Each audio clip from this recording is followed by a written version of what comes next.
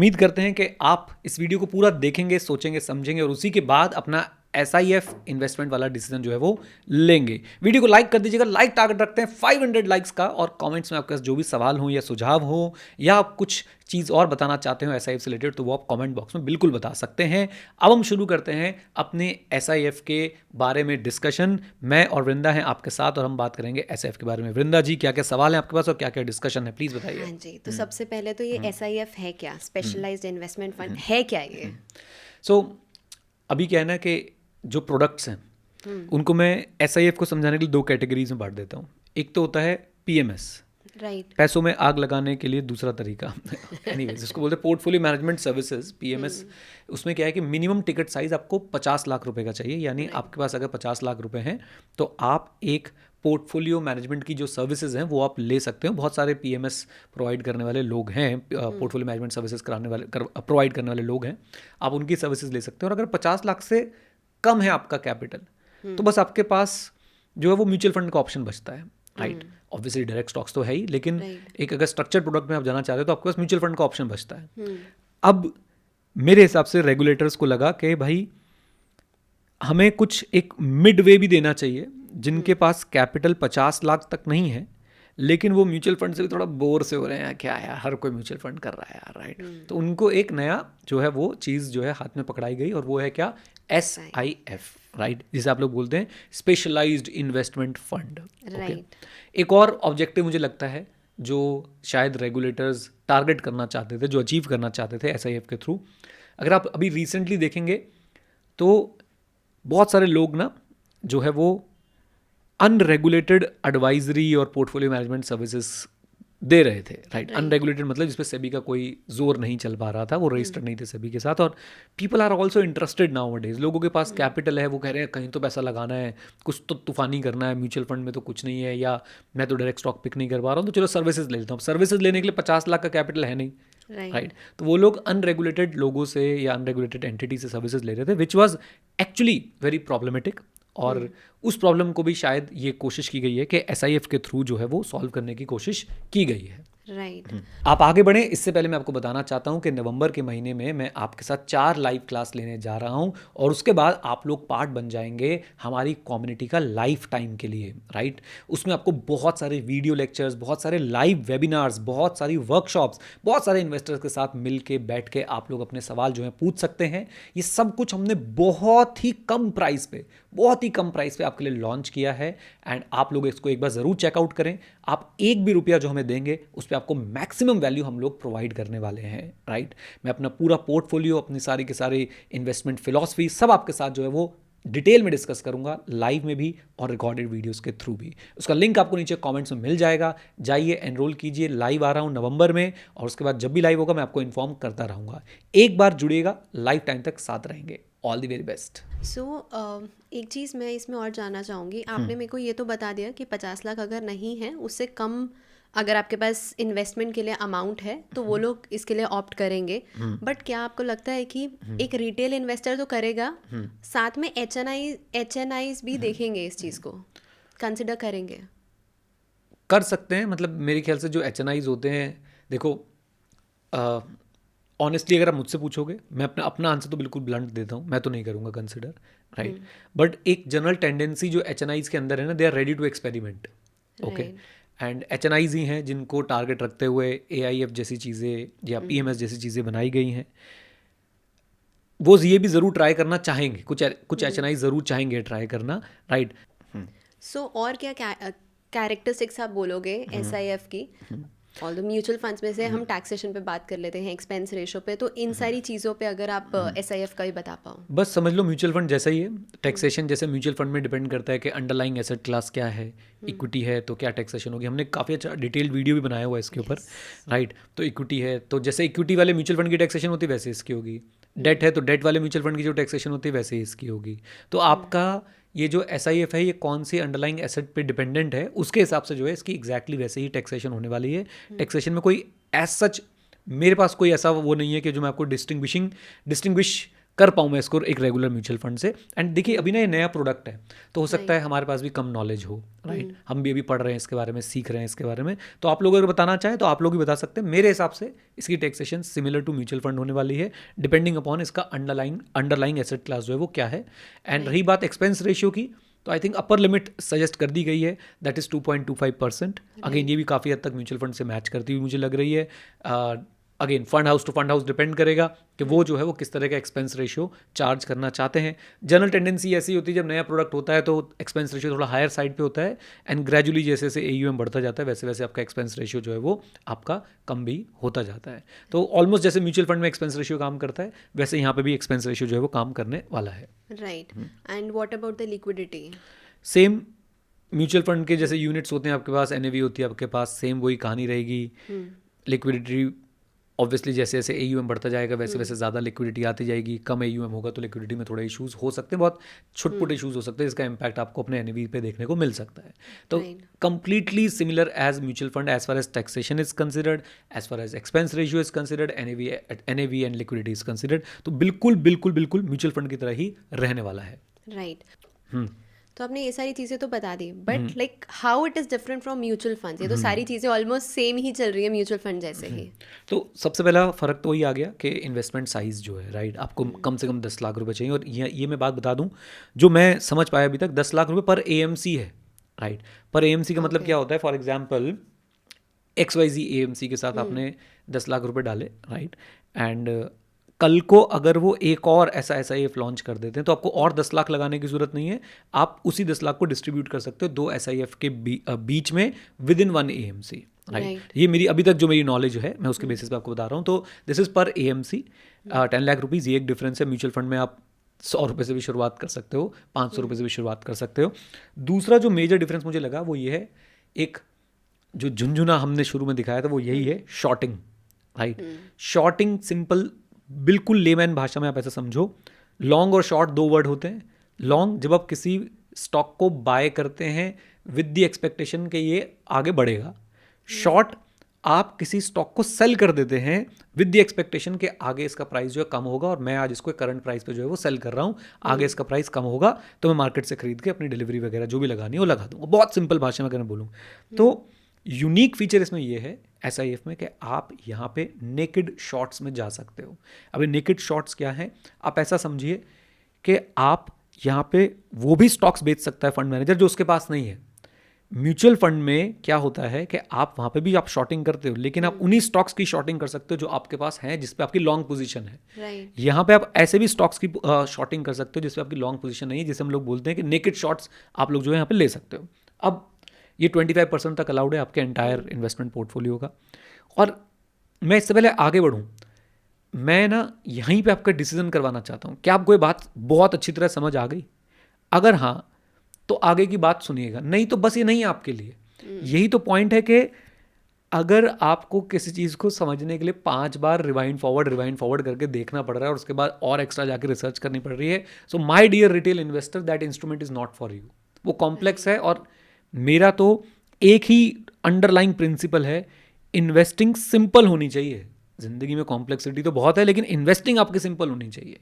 और मुझे नहीं लगता कि ये एक सिंपल अंडरस्टैंडेबल चीज़ है एक आम इन्वेस्टर के लिए।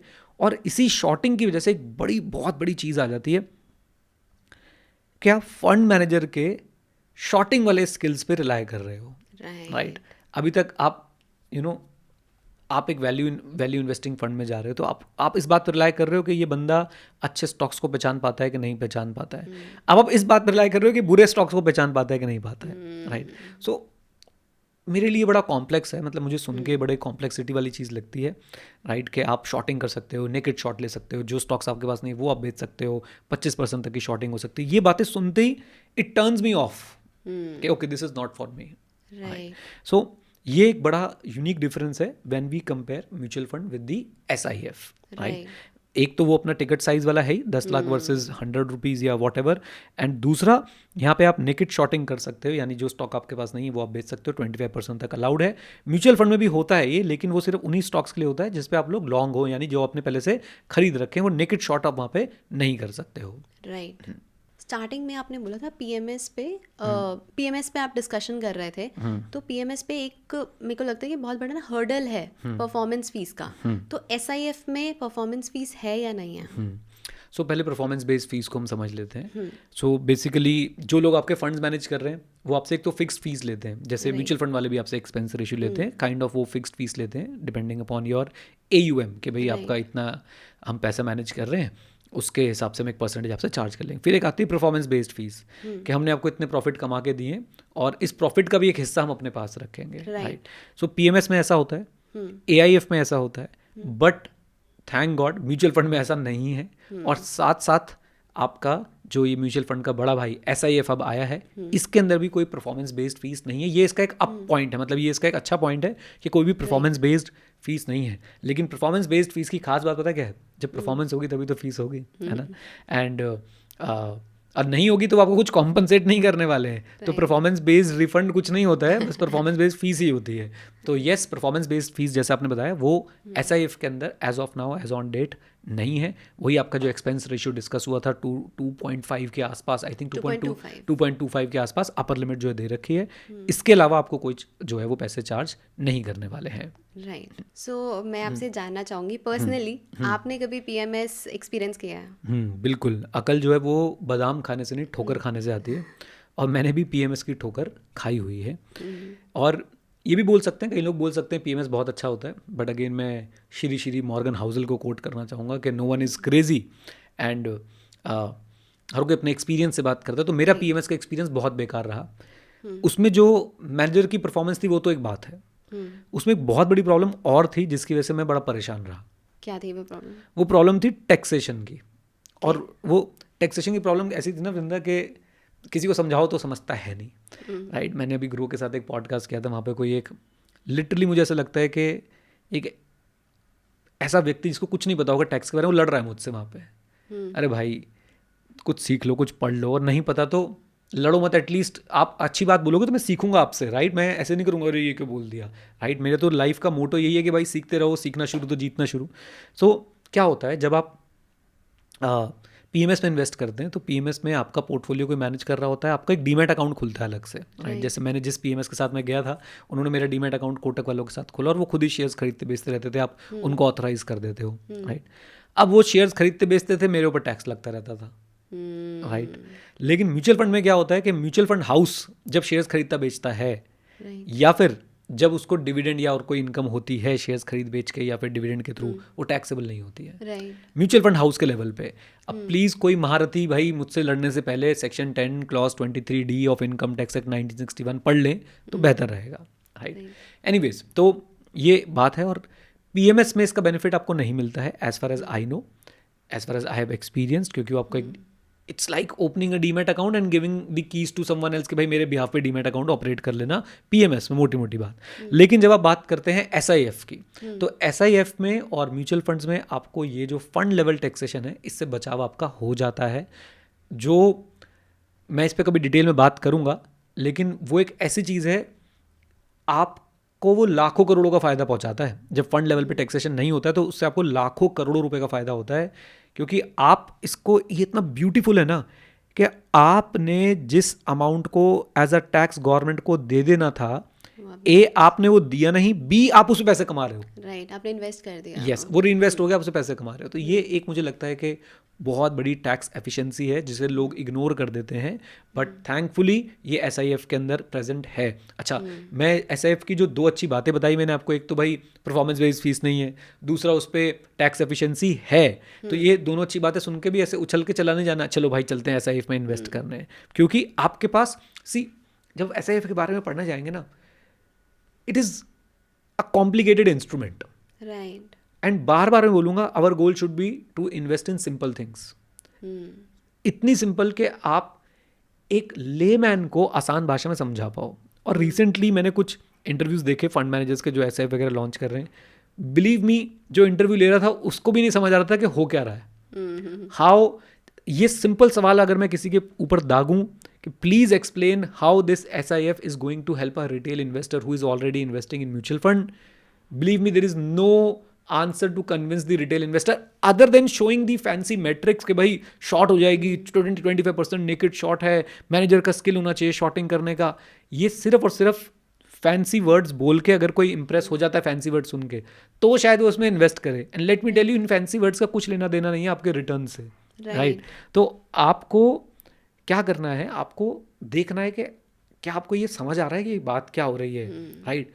क्या आप अपनी इन्वेस्टिंग को कॉम्प्लिकेटेड बनाना, ये क्वेश्चन पूछने आपने अपने आप से, क्या आप अपनी इन्वेस्टिंग को कॉम्प्लिकेटेड बनाना चाहते हैं? क्या आप और सोफिस्टिकेटेड इंस्ट्रूमेंट्स की तरफ जाना चाहते हैं, या फिर आप बिल्कुल plain vanilla simple to understand quick to implement cost effective mutual funds के साथ रहना चाहते हैं? और उसमें भी मैं बोलता हूँ काफ़ी हद तक आप इंडेक्स फंड के साथ रहना चाहते हैं। So the decision you have to take is whether I should stick to simple things और I should do complicated things, right? Now जब आप कॉम्प्लिकेटेड थिंग्स की बात कर रहे हैं तो आपको ये सोचना है कि why you are doing complicated things, because you understand those things, या फिर आपको सिर्फ शो ऑफ करना है कि देखो भाई मैं कॉम्प्लिकेटेड इंस्ट्रूमेंट्स के अंदर इन्वेस्ट कर रहा हूँ। यू नो, आप अपने सोशल सर्कल में, bro I invested in SIF bro, new instrument 10 lakh, हाँ, ऐसी अगर आपको हवाबाजी वाली बातें करनी है और आप ये सोच के साथ इन्वेस्ट कर रहे हो SIF में, आप बेवकूफ़ी कर रहे हो। You are deviating from the very basic fundamental principles of investing as well as life, right? और वो क्या है कि भाई don't do something if you don't understand that particular thing अच्छे से, राइट?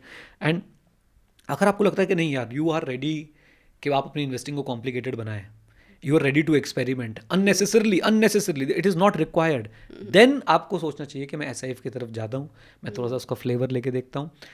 मैं अपने बारे में बताऊँ आपको, तो as a investor I will never do it, but as a teacher I will do it. Y?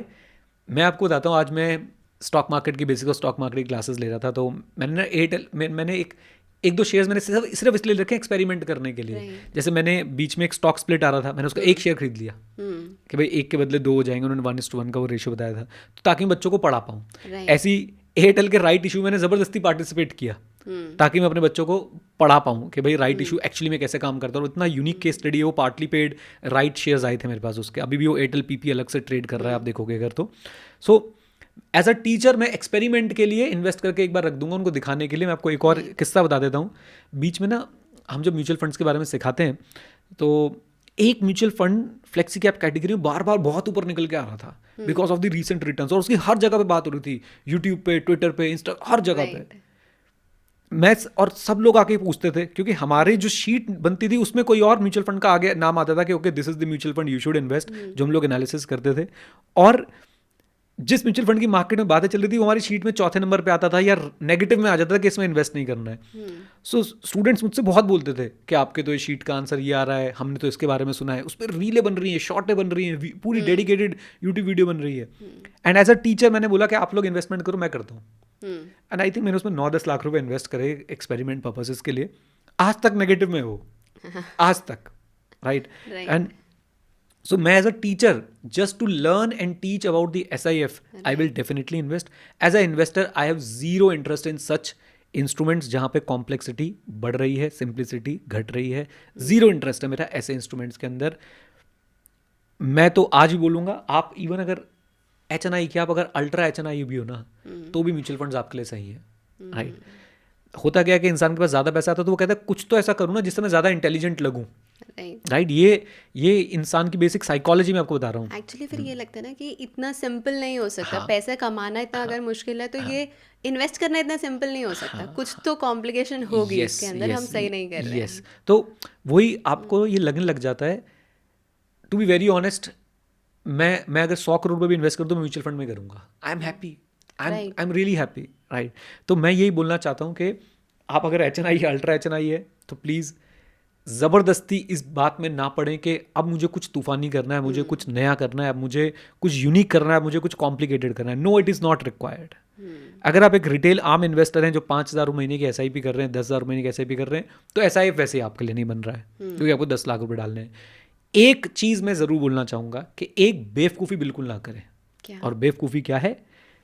मेरे पास 25 लाख का म्यूचुअल फंड पोर्टफोलियो, चलो 10 लाख के म्यूचुअल फंड बेच के SIF में इन्वेस्ट कर देता हूँ। ये एक्चुअली मैंने कहीं पे देखा, हमारी किसी वीडियो में किसी ने कमेंट करा हुआ था कि मतलब तभी आई वाज रीडिंग कि SIF के लिए हम वीडियो बनाएंगे, तो यही कि हम थोड़ा सा पैसा लगा के देख लें क्या, कुछ डाइल्यूट कर दें क्या वहाँ से? नहीं, मतलब मुझे पता है ये रिटेल इन्वेस्टर करेगा, इसलिए मैं आज आगाह कर रहा हूँ इस बात के लिए कि प्लीज़ ऐसा मत कीजिएगा। उसके पीछे बहुत सारे रीजंस हैं। नंबर 1, आप अपना एक जमाया म्यूचुअल फंड का पोर्टफोलियो तोड़ोगे।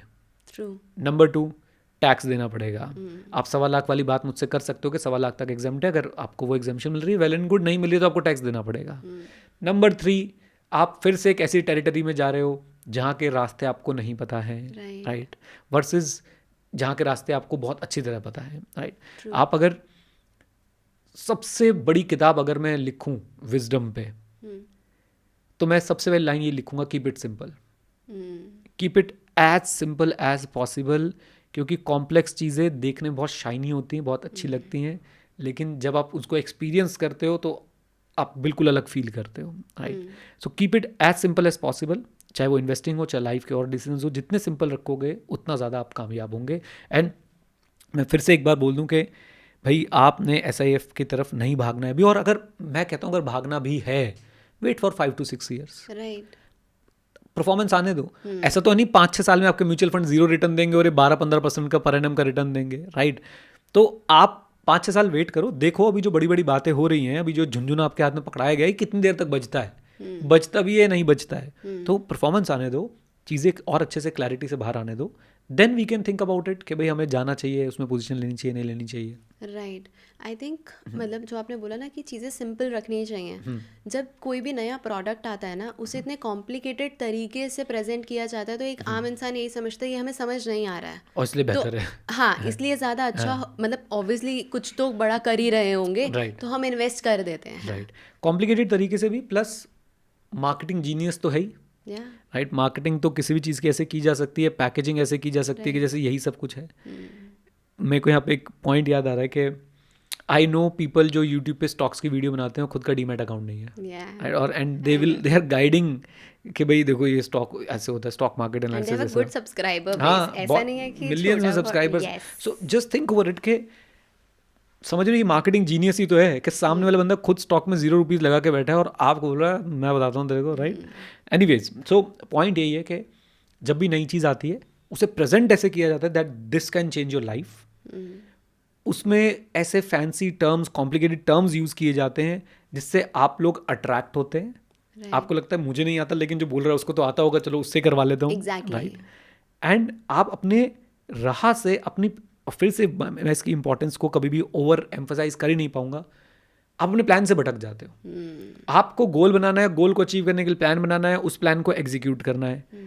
बीच में आपको ऐसे आवाज, वो बोलते हैं ना, राहत इंदौरी साहब बोलते थे बुलाती है पर जाने का नहीं है, तो बस आप समझ लो आप सीधे रास्ते पे चल रहे हो, वहां से ऐसा ही आवाज लगा रहा, आजा आजा आजा इधर आजा इधर आजा, आपने जाने का नहीं है, सीधे चलते रहो और देखेंगे क्या परफॉर्मेंस रहती है, उसके बाद डिसाइड कर लेंगे भाई इन्वेस्ट करना है या नहीं करना। राइट। सो कोई और चीज़ जो आप SIF के बारे में बताना चाहोगे? आई थिंक हमने बेसिक आइडिया जो है वो दे दिया है। SIF एक नया इन्वेस्टिंग टूल है, इंस्ट्रूमेंट है, जो म्यूचुअल फंड और PMS के बीच में बैठता है, रेगुलेटेड है, वेल रेगुलेटेड है, जैसे म्यूचुअल फंड्स रेगुलेटेड है वैसे ही रेगुलेटेड है। टैक्स एफिशिएंसी है, अनडाउटेडली इसके अंदर परफॉर्मेंस बेस्ड फीस नहीं है। कॉम्प्लेक्सिटी है, शॉर्टिंग इतनी आसान नहीं है, शॉर्टिंग के साथ और बहुत सारे तरह के रिस्क आते हैं। नेकेड शॉर्ट और भी ज़्यादा जो है वो आपको प्रॉब्लमेटिक लग सकते हैं, आपके रिटर्न्स को बढ़ा भी सकते हो घटा भी सकते हो। देख रहे हो ना, जब मैं कह रहा हूँ बढ़ा भी सकते हैं घटा भी सकते हो, सट्टा हो गया, प्योर सट्टा हो गया वो, राइट। तो मैं अगर कोई ओपिनियन, एंडिंग ओपिनियन बनाऊँ, मैं as a investor I will never go for it, as a teacher I have to go for it, because you know जब मेरे अकाउंट में वो होगा तो मैं अपने स्टूडेंट्स को दिखा पाऊंगा, समझा पाऊंगा, सिखा पाऊंगा उसके थ्रू। A और B मैंने अपने बारे में बोल दिया। C as a retail investor it is not for you, believe me it is not for you. Mutual funds amazing product है, आप उनके साथ स्टिक करें। As a HNI, ultra HNI, again फालतू पैसे हैं तुम्हारे पास भाई खेलने के लिए, खेलो भाई, एंजॉय करो, लगा दो भाई किसी AMC के फंड में 10 लाख रुपए।